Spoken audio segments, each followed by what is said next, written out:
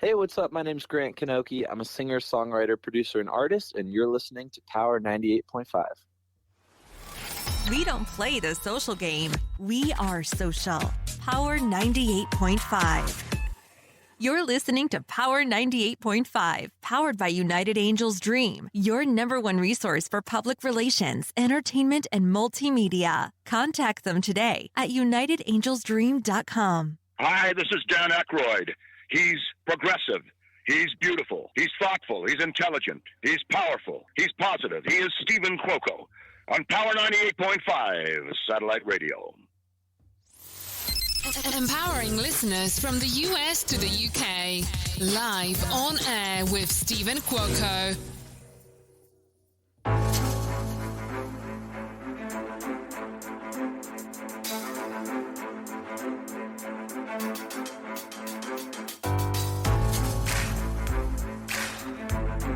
You know, it is not only fall, but it's feeling like winter right now.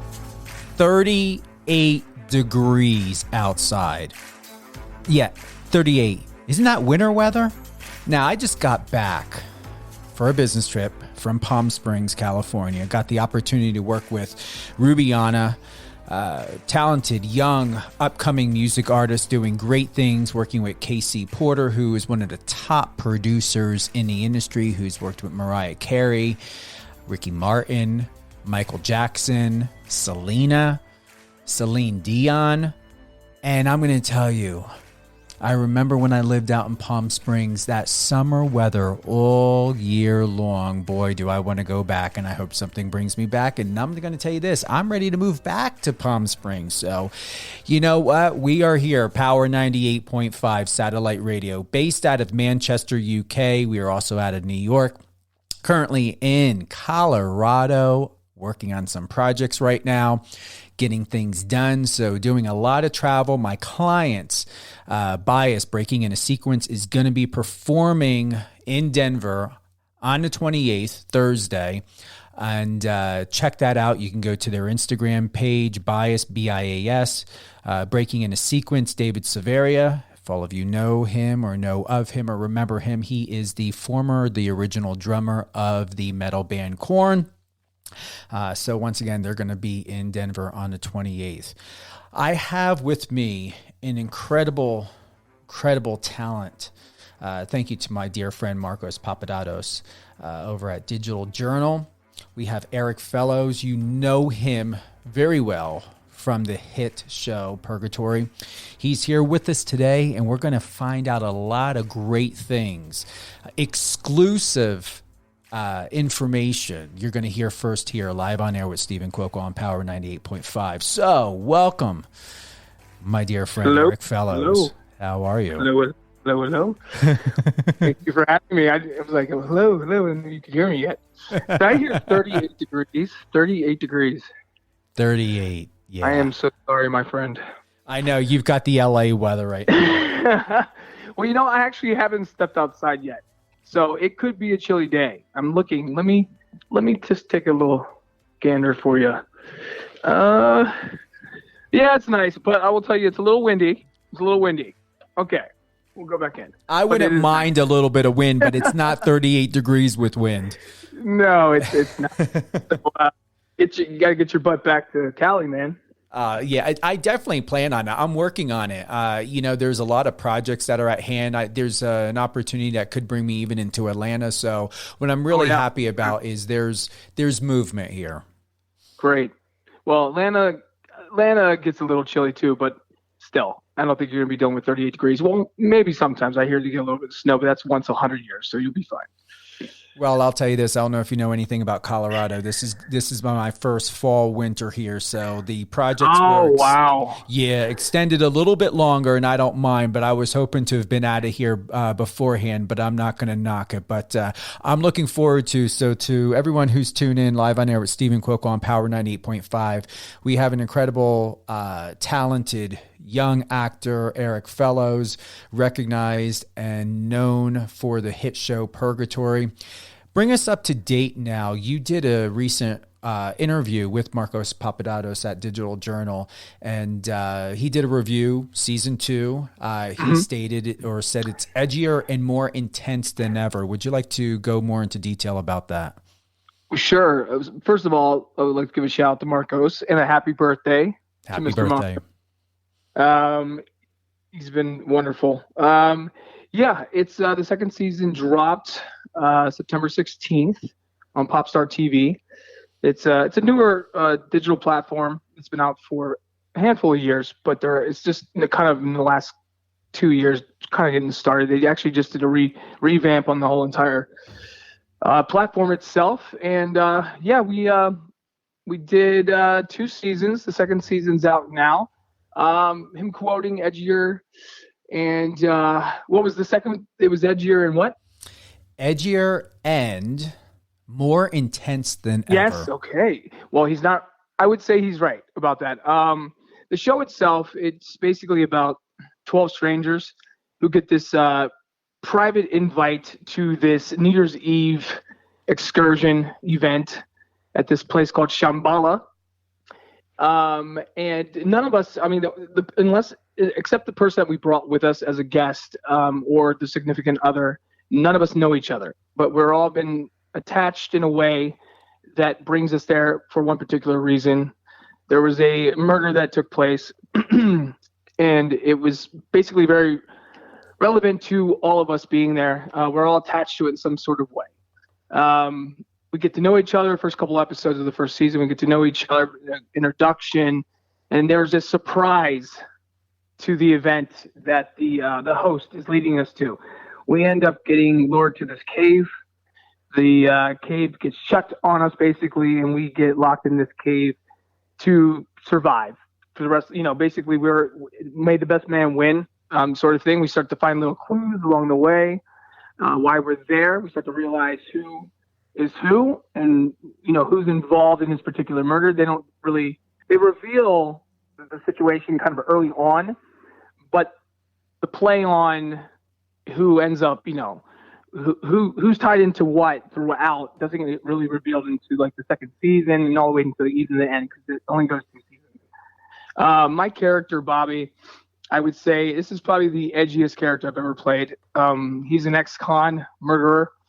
He does awful things to people, but there's an odd soft side to Bobby at moments. Well, at least I tried to find that soft side, because the way that the character was written wasn't really redeemable in any way.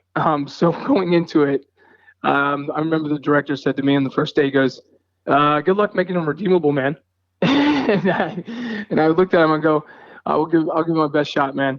And we found a way to make Bobby this sort of overly aggressive but sensitive and charming but horrible human being all at the same time, which was kind of scary going into it, because you never know how the public or the audience is going to perceive a character that you play, especially if it's this extreme.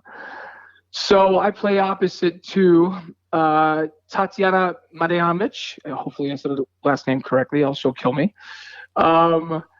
She's playing basically the opposite to me. I wouldn't say love interest, but I would say they have sort of this love-hate relationship that throughout shows a lot of the dynamics between the two. There is an obsession between the two. They both emotionally and physically put each other through absolute hell. I end up capturing her in the cave. Bobby ends up getting control of pretty much the weapons, the food, and I'm holding her hostage against the others. Clearly, we can't find a way out, else we wouldn't be in there for a second season.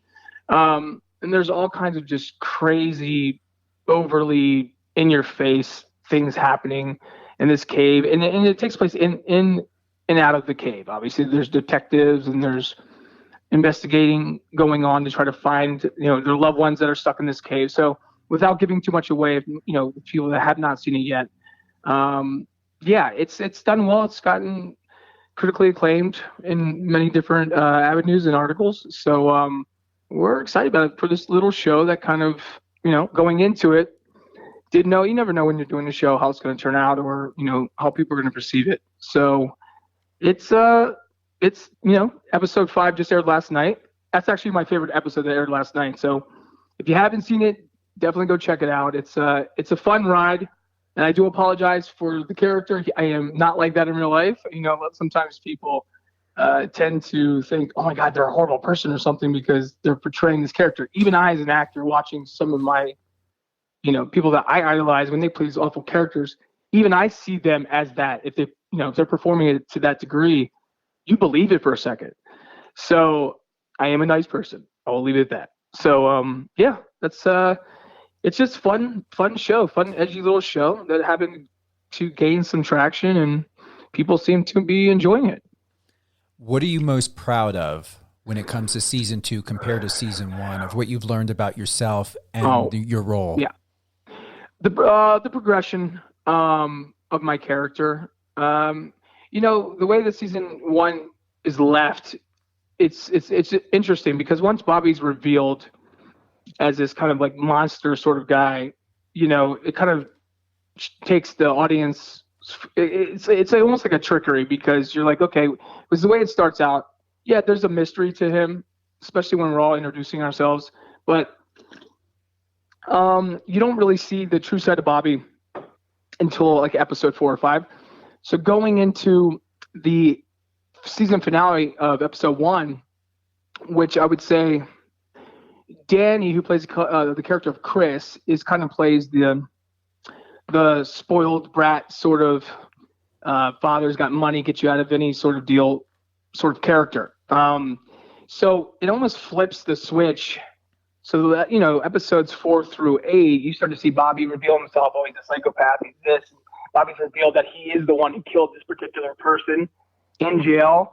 But that's what what brought us all there for this one particular murder. But we flip the switch where Chris reveals that the guy that actually, I don't know if I'm giving too much away on the radio, but the guy that he actually killed, or not killed, but he had a hit and run, basically. And the guy that was in the car with him ends up getting left at the scene of the crime, and that guy gets arrested for the hit and run because he takes off.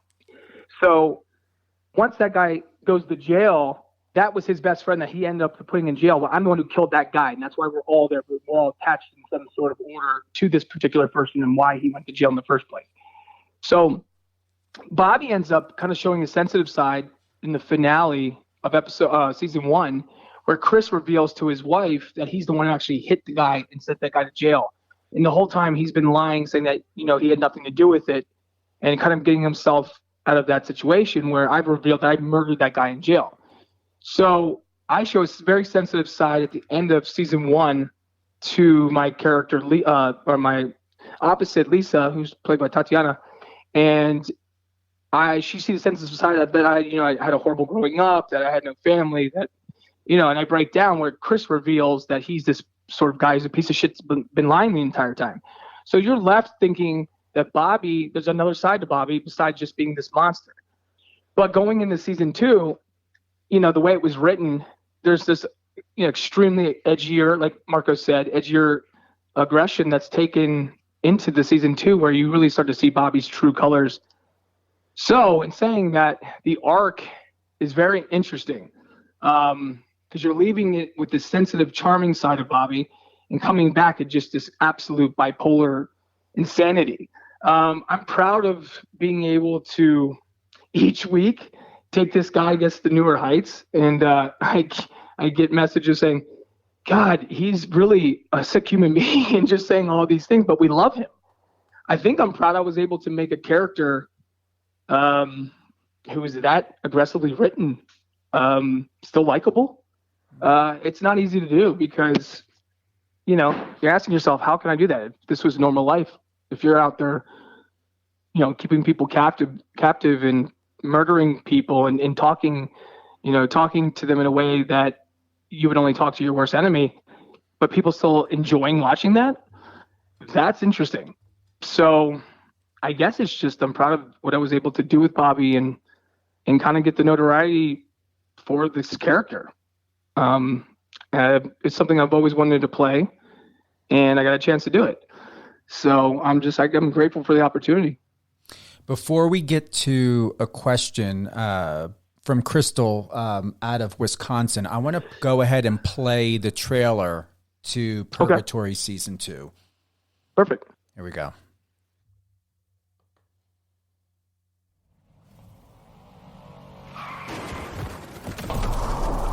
Yeah, well, you know what? What happened, happened. It's in the past, so we've got to move forward, okay? Cannot make your mistakes. I don't think any of this is supposed to be quick. We're supposed to suffer.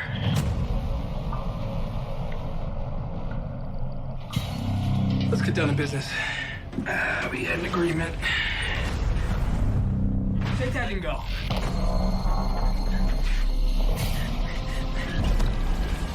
Somebody help me, please! Stop!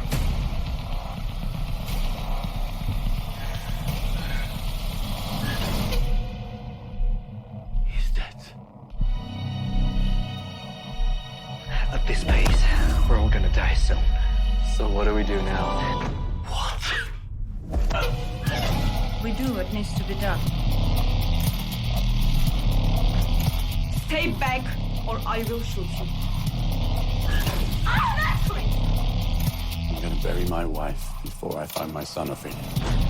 I think someone's trying to clean up the loose ends. 1, 2, 3. I know who's doing this. Stick to the plan!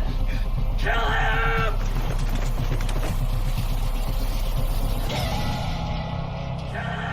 All alone in the wilderness, I can't see you by me.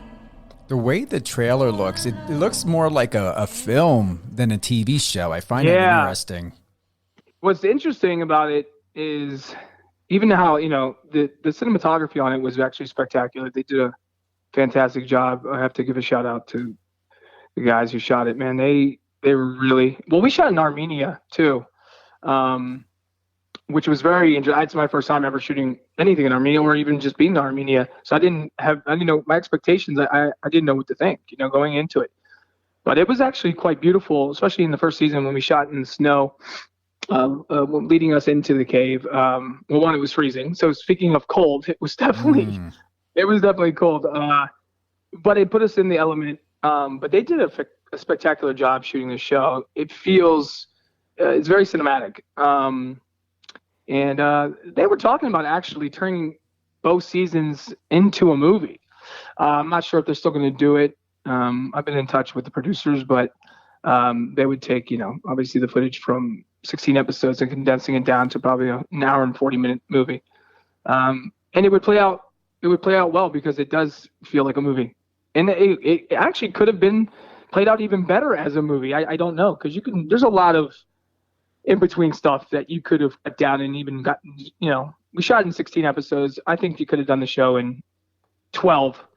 Because again, you're in not one location of a cave. It was a huge, real cave too. It was supposedly man-built, which I have to give credit to that guy too, because if the only one man built this cave, it goes down six flights of six stories. It's a big cave. It was like a real thing. It wasn't a built set. It was a cave. So it was kind of wild, man, doing it and hearing that, just hearing it, not seeing it visually, sounds really creepy. It is. It felt like a horror flick.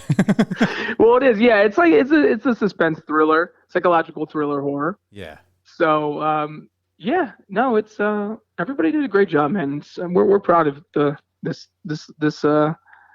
little show that ended up kind of getting a little spark. So we're grateful for it.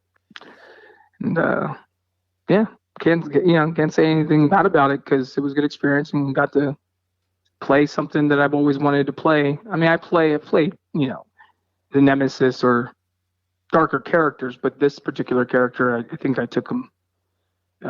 They let me play a lot with him, and they trusted me with it, and not knowing how an audience is going to perceive, because he's doing some pretty bad things in there. But we found a happy balance, I'd say. Crystal from Wisconsin asks, "What is your fantasy role?" I get asked this a lot. Fantasy role.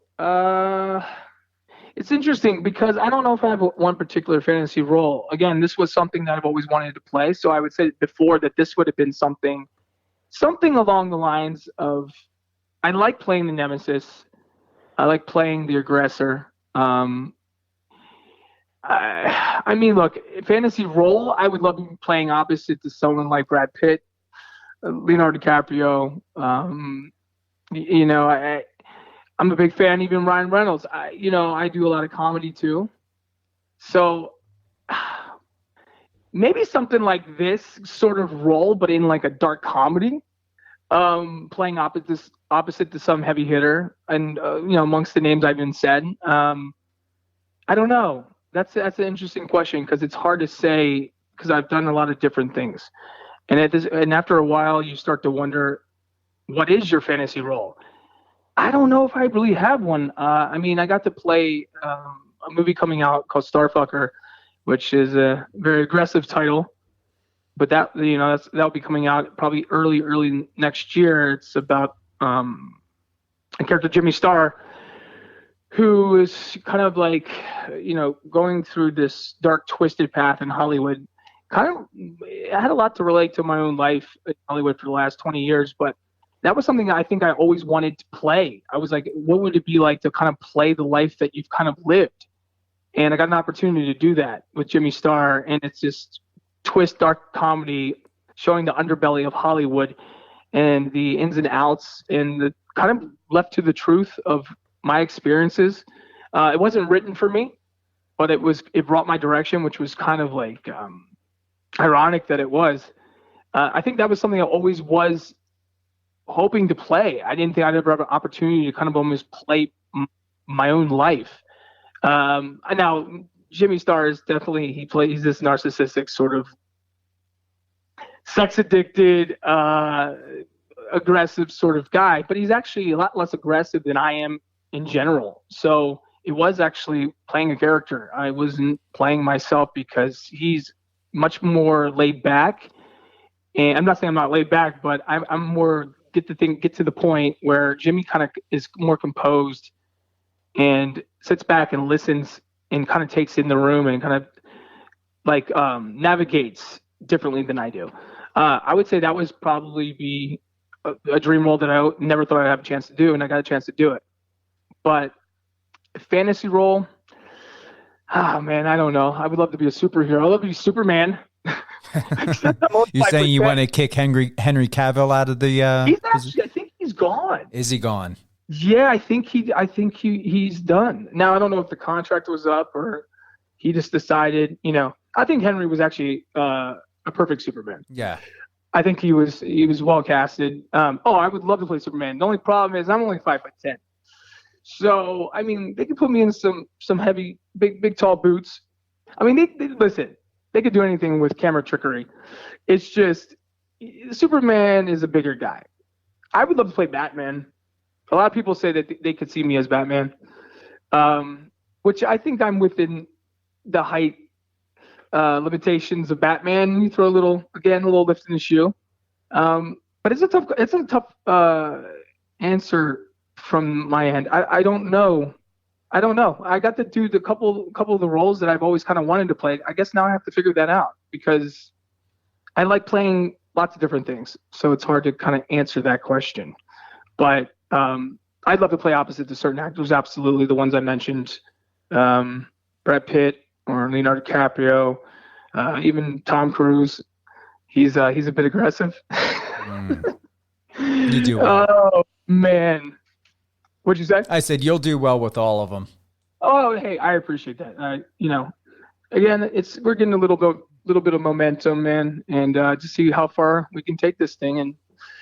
But yeah, I'm just happy and grateful. These times right now in the world, obviously, and it's very unfortunate, and we're trying to pick ourselves back up, and the business is in a weird place too. So, and working at this point, I'm just grateful for it because unfortunately, a lot of people aren't, and it's a tough time. We have with us today, live on air with Stephen Cuoco on Power 98.5, Erik Fellows from the hit TV show on Popstar TV, Purgatory.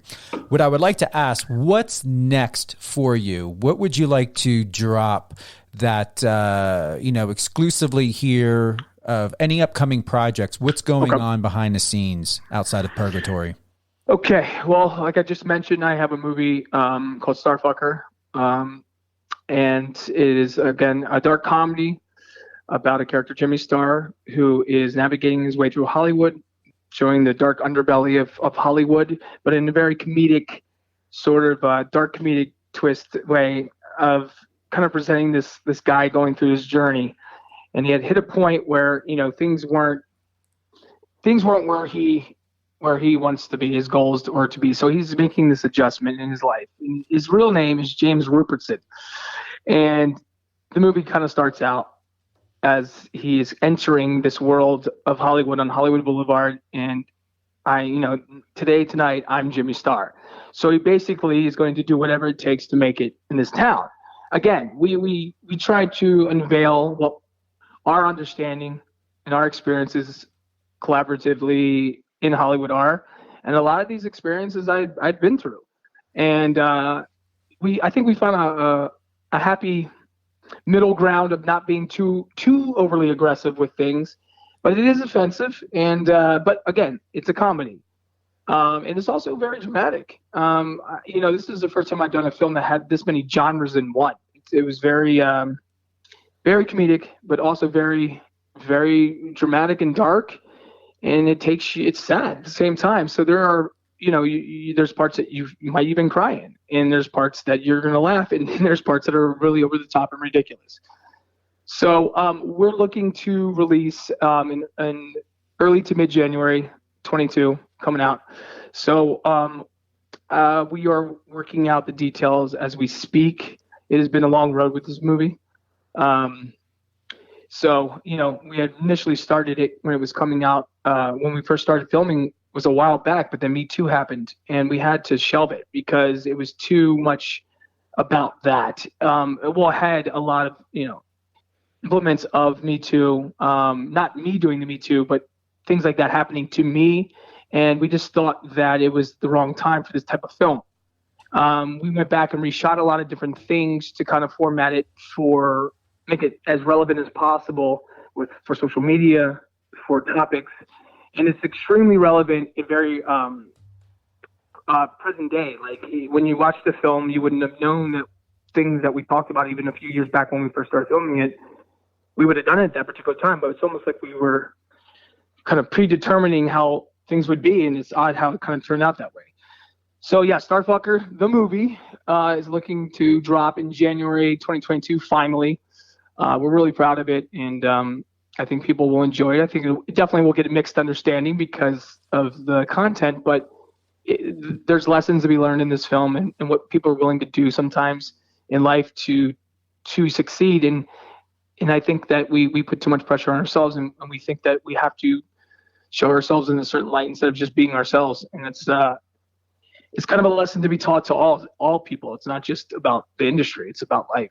So that will be dropping in January. I have another film called Divorce Bait. Is another kind of it's a raunchy rom-com that will I know that will be coming out early next year as well. I'm waiting on dates on that. Let me see. I have a movie called Zero Road that is coming out sometime early next year. I have a movie called No Tears in Hell.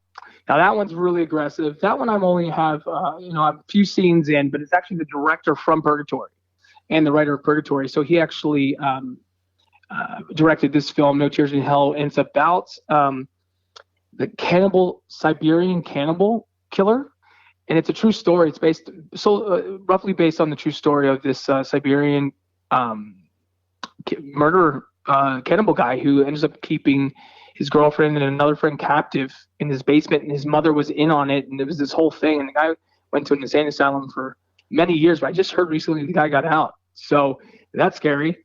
But yeah, this film's really really aggressive, but it's gonna be really good because Michael Casey, who's the director, who's also the one who directed Purgatory and wrote it. He's the director, and I know his mind, and I know the way he's gonna edit this film. So I'm excited to see that. I have a handful of projects right now that are in development that we are looking to get started on either early in January and another one going in June, but two very different films, but films that I'm producing as well, but also starring in. I can't mention the names yet because it's in the stages of development, but they're going. So maybe if I come on a later time and I'll be able to talk about those. But yeah, I have a handful of projects that we're working on, and a few other projects even from the ones I listed that are coming out. But those are the main things I think that people will enjoy if they're into different genres. And to drop a gem for myself, Erik already knows that whatever role or roles he has planned for me, not only will I be doing the public relations part on these projects, featuring myself, even if I'm only on for 5 minutes, but we'll get you on for at least 10. Come on, buddy. Now that I know that you want to do that, are you kidding me? We got you, dude. No, man, you're East Coaster, buddy. You're coming on board. I appreciate that. Erik, absolutely. I want to thank you for being with us today, live on air with Stephen Cuoco on Power 98.5. We've covered a lot. Purgatory Season 2 currently out. You've heard it from Erik. He shared with us several golden gems of upcoming projects, films that are going on. Erik will be back on again. Stay tuned and tune into this live episode this Saturday and Sunday, 8 a.m. Eastern Time and 6 p.m. Saturday and Sunday at 8 a.m. and 6 p.m. I want to thank Crystal from Wisconsin for the wonderful question. I always value questions from the audience here and all around the world. Erik, couple things. Can I give a shout out real quick? Can I give a shout out? I was just going to tell you. Oh, man, no. Yeah. I was like, oh, my God, I forgot to give a shout out. I want to give a shout out for people that made Purgatory possible for myself. First of all, my very good friend and showrunner of the show, Clay Turnage. He's the one who brought me onto the project. He's a good friend of mine. He's also a producing partner of mine. And, again, a very good friend. I have to say, Clay, thank you, buddy. I have to give a shout out to Tatiana, who plays Lisa opposite to me. She does an amazing job in the show, and she's a very, very, very talented girl and a good friend of mine as well. And I have to give a shout out to the whole cast and crew. And then Haik, who is the other director from Armenia. Haik is a really talented director in Armenia, and he made all this possible. And the editors, basically everybody who's a part of the show, and Danny and BB and everybody who's part of the show. Congrats to it, but also wanted to give a shout out to those guys and Mark David for directing Purgatory, Starfucker, and also many of the movies I've done: Texas Heart, Johnny Sweet Revenge, American Cowboy, Val Kilmer. Mark is giving me my shot in Hollywood, and he's the one who gave me the shot with Starfucker, and we're really excited for it. So, Mark, I love you, dude, and thank you. And anybody I left out, I'm sorry. We are live on the radio, so sometimes your brain goes to mush. Yeah, but you're going to be back on. So even if you got to take some notes, you can write it down. And I want to give a shout out and thank you for reminding me to our dear friend Marcos Papadatos over at Digital Journal. Thank you for setting this up. Happy birthday, my friend. I know you're going to be listening because I'm going to be texting you afterwards, and you're going to be looking. Yeah, good. Happy birthday to you. I was about to sing, but I don't have the best voice. But who cares? I'm singing happy birthday to you. Happy birthday to you. Happy birthday, dear Marcos. That was that had a little run there. Happy birthday. Anything else you want to include? Website, social media, where do you want people to go and connect? Social medias. We have so many social medias these days. Erik Fellows Official, ErikFellows Official is my Instagram. And then Erik Fellows, anything that's on Facebook that is verified, that's actually me. Obviously, there's different ones. Those are not me, so be careful who you talk to. And Twitter, but I don't use Twitter that often, but it's all Erik Fellows. I mean, you'll be able to find me. But I use Instagram the most. That would probably be the best outlet. But yeah, Erik Fellows Official. Any closing thoughts, words of wisdom, Erik, you want to share?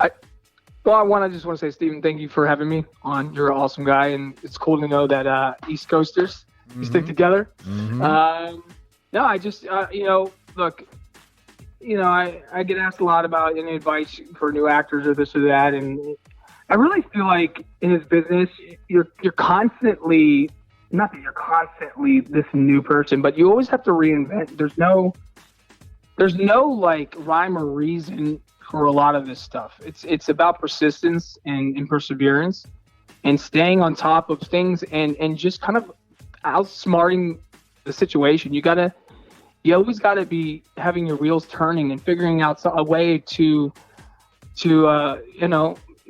push yourself forward and show a side of you that people haven't seen yet, or just always stay humble. Though I will tell you that the humble understanding is the number one key in this business. No matter, you see people, they have a sense of changing or allowing themselves to get a little bit ahead of themselves sometimes.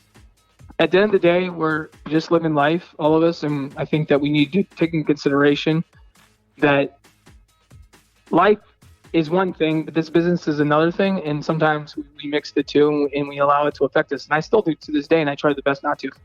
But really, if you're trying to just stay focused in this business, you just got to constantly be on top of it. You just got to outsmart the opponent is the way I look at it. You got to be smarter than the situation and have something to offer and not expect it to be done. Sometimes you have to do things yourself in order to be seen, and that's just the way it goes.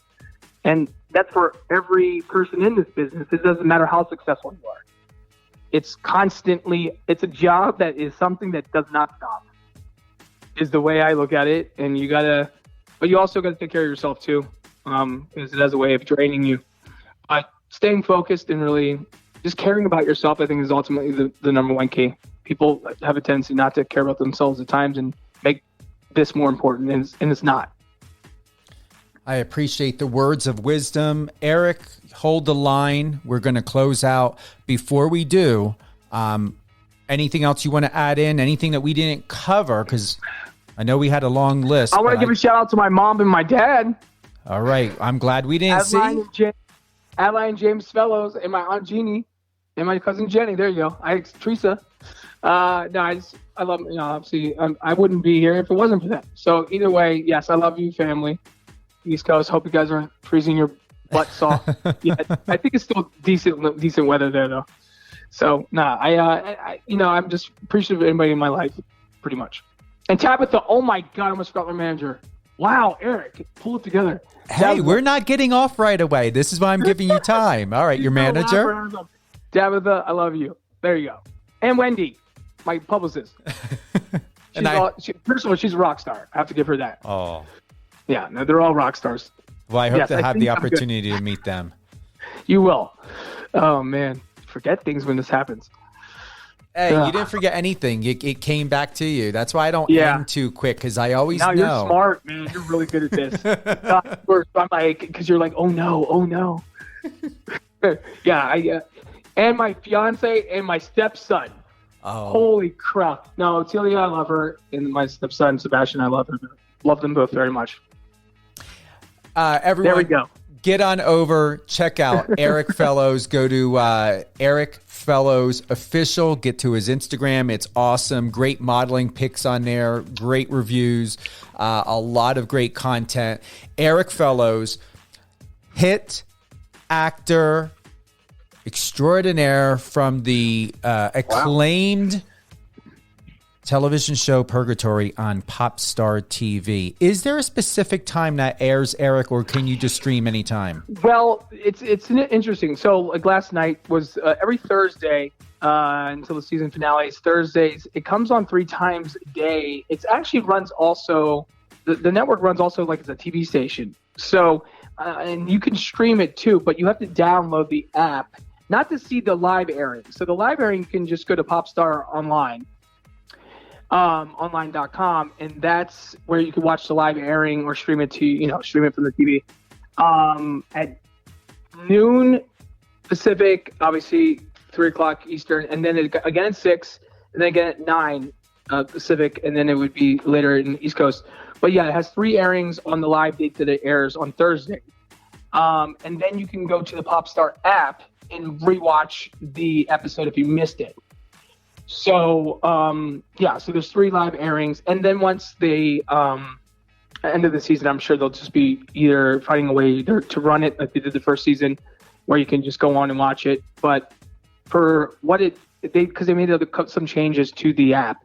So yeah, you have to, if you miss the live airing for those 3 air times throughout on a Thursday, the 12, the 6, and the 9, then it would be going to the app. So everyone should have to download the app, Popstar TV app, and then you can get that Google Play, Roku. I think there's Stir, Plex, if you have iOS or Android. I think there's a few other ways. Oh, Apple TV.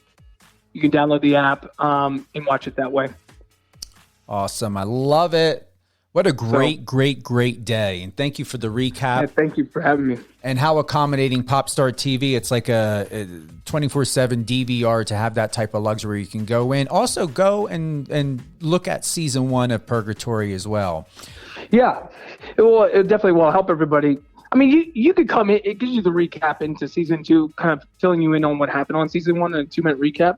But again, a lot of people like to actually experience the journey getting there. I mean, I would tell most people to watch season 1 because season 1's very good. It just gets extremely aggressive, in season 2. It depends on what you like. So, yeah, definitely check it out. Thank you, Erik. Hold the line. We are closing out. Once again, tune in 8 a.m., 6 p.m. Eastern Standard Time, Saturday and Sunday for a live recap of today's live interview with Erik Fellows, actor on the acclaimed hit television show on Popstar TV, Purgatory. Thank you once again to our dear friend Crystal over in Wisconsin. Love the questions. Come back anytime. Crystal, bring your family, bring your friends. Tune in on the Power 98.5 satellite radio iOS and or Android app, whatever one that you have. We are also on Alexa, streaming 24/7. Add it in your Alexa skill. We are on streamitter.com, Streama, MyTuner, radio.com, now better known as Odyssey, and several other platforms streaming live where we are now accessible in 200 countries. Thank you everyone for tuning in. Have a happy Friday and a great weekend. Get your fall winter clothes. Start putting those jeans back on. Get those boots. Go for a nice hike. Get some coffee. Sit outside. Take your dog for a walk. Whatever it is, but have the best day of your life. Thank you very much.